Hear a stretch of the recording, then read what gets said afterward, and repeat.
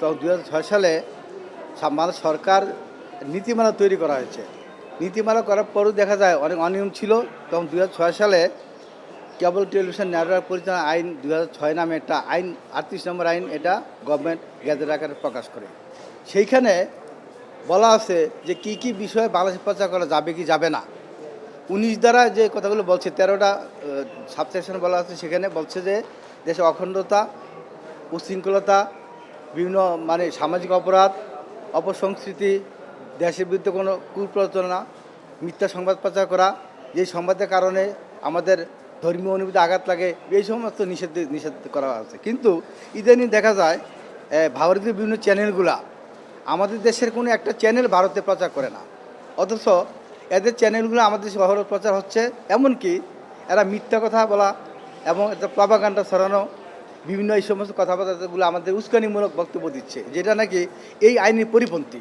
২০১০ সালে যে বিধিমালা তৈরি করে হয়েছে ২০০৬ সালে কেবল টেলিভিশন আইনের, সেখানে বলছে ৯ ধারায় যে বলছে বিজ্ঞাপন যারা দেয় এইটাও অবৈধ।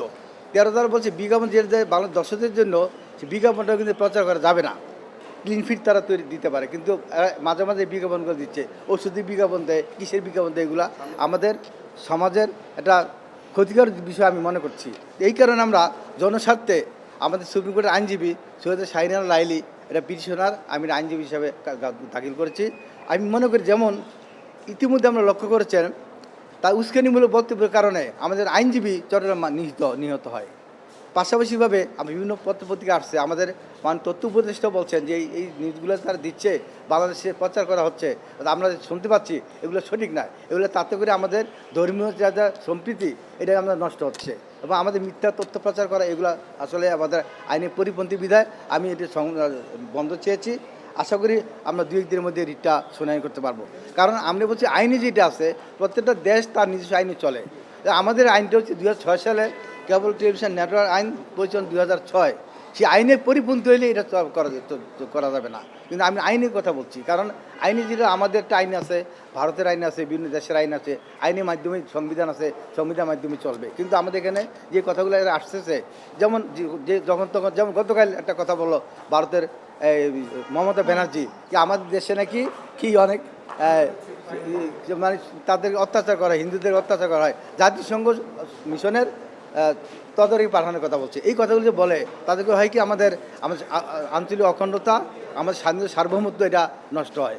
বিভিন্ন কথা, মিথ্যা কথা বলে, এগুলো সঠিক না। আমাদের দেশে কেউ যদি প্রচার, বাংলাদেশ ব্যাংকের অনুমোদন লাগবে। যেমন আমরা যেটা কেবল টেলিভিশন যারা চালায়, তার একটা কোয়াব আছে, তারা কিন্তু এটা ইচ্ছা করলে চালাতে পারে না। দেখা যায় একটা চ্যানেলে ৪-৫০০ চ্যানেলে চালায়, কিন্তু এই চ্যানেলগুলো বাংলাদেশ ব্যাংকের টাকা জমা দিতে হয়। টাকা জমা দিয়া এটা কিন্তু একটা অনুমতি নিতে হয়।